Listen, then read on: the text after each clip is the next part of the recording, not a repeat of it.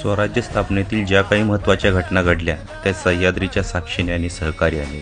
यातीलच एक महत्त्वाची घटना म्हणजे वयाच्या 16व्या वर्षी छत्रपती शिवाजी महाराजांनी रायरेश्वराच्या मंदिरात आपल्या सवंगड्यांच्या साथीने 27 एप्रिल 1645 रोजी स्वराज्याची घेतलेली शपथ। 11 किलोमीटर लांब व 1.5 किलोमीटर रुंदीचे रायरीचे पठार पुणे जिल्ह्यात आहे। पठारावर जातेवेळी सिमेंटच्या बांधलेल्या पायऱ्या व लोखंडी जिना चढून वर आल्यावर कातळात कोरलेल्या पायऱ्या लागतात।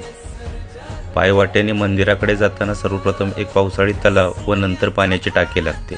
टाक्यात दगडामध्ये कोरलेली भूमुख असून याच्या मुखातून टाक्यामध्ये पाणी पडत असते। पठावर जंगम लोकांची वस्ती असून ते याच टाक्यातील पाणी पिण्यासाठी वापरतात। येथून पुढे आल्यावर आपण रायरेश्वराच्या मंदिरात पोहोचतो।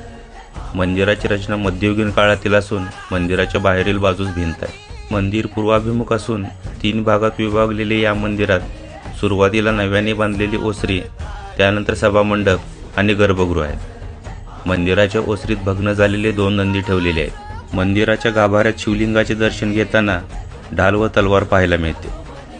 मंदिराच्या मागे पाण्याचे तळे असून समोर चौथऱ्यावर शिवाजी महाराजांचा अर्धपुतळा आहे। पठारावर पांडवकालीन लेणी पाहायला मिळतात।